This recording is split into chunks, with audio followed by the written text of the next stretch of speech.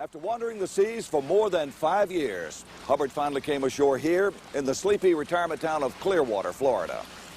His goal was to establish an international mecca for Scientology. But according to many insiders, Hubbard was growing more and more vindictive toward those who stood in his way. He created what he called the Rehabilitation Project Force. The people who are assigned to this camp are the worst of the worst. They're criminals in Scientology. Hannah Whitfield says the RPF was, in effect, a work camp to rehabilitate Sea Org members accused of insubordination. In May 1978, she says, it was her turn. I had two big men on either side of me who pretty much manhandled me into this room with no windows, and it was just a mattress on the floor. And I was locked in this room in the dark for however long it was. Whitfield says that while she was in the RPF, she lived in the garage of the church-owned Fort Harrison Hotel, ate scraps, and worked at hard labor up to 12 hours a day. What was your crime to have been put into this harsh program to begin with?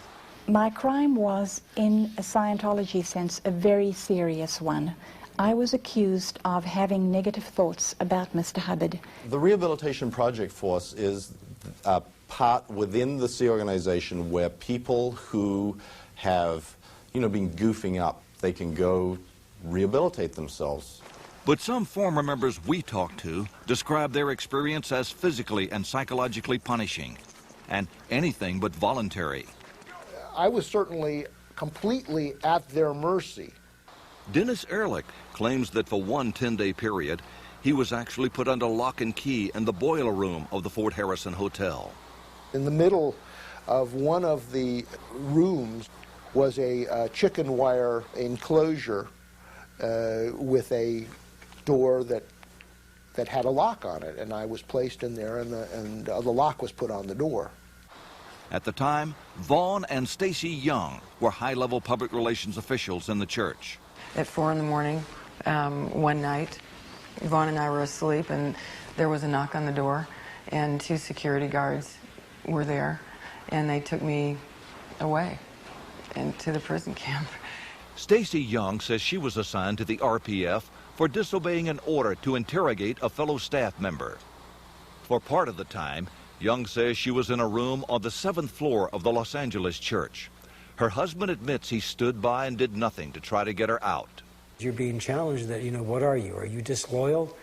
Do you love your wife more than freedom for the planet? You're going to let people suffer? All this crap is dumped on you. What are you supposed to say? I didn't see Vaughn for several months. I didn't hear from him. I didn't have any correspondence with him whatsoever. He did nothing to try and rescue me. I felt that my husband should have rescued me. I didn't take her out. I look back at that. I should have just picked her up. I should have just picked her up, and I should have just said, if anybody touches me, you're dead.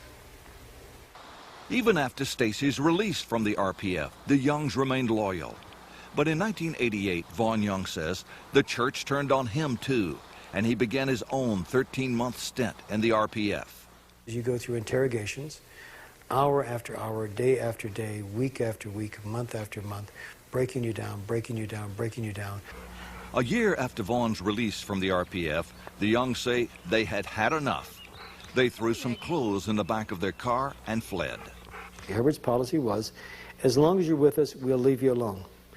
But if you speak out against us, we're going to dog you and ruin you and destroy you. And that's exactly what they keep trying to do. Former Sea Org member Lawrence Wollersheim won a multi-million-dollar judgment against the church. An appeals court judge wrote that while in the RPF, Wollersheim had been forced to undergo a strenuous regime that lasted 19 hours a day.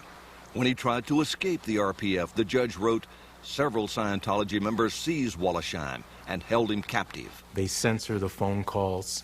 You're not allowed to speak to anyone who's critical. There was no way for anyone to reach me. Scientology has projected a kinder, gentler, more understanding image in recent years. But critics insist that RPF camps continue to exist today.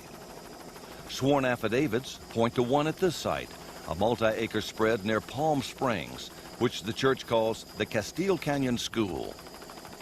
What is the Castile Canyon School? It's a school for the children of Sea Org members. We have seen sworn statements this also is an RPF camp. Is that true? There are RPF people there, yeah. ABC asked Mike Render if we could take our cameras and go to the school to talk to those inside, but he refused. With a helicopter. Earlier, when German filmmaker Peter Reichelt and his crew set out to see what they could find, this is what happened. You're blocking us, you're arresting us. You are not allowed to do that. A mile from the school, the Germans' way was blocked by carloads of Scientologists. According to the German filmmakers, senior church official Ken Hoden detained them for more than 2 hours. I'm giving you one last warning. Are you going to leave, yes or no? Fine! I'm placing you under citizen's arrest right now. What's so secret with this organization? What's so secret with this area? What happened here?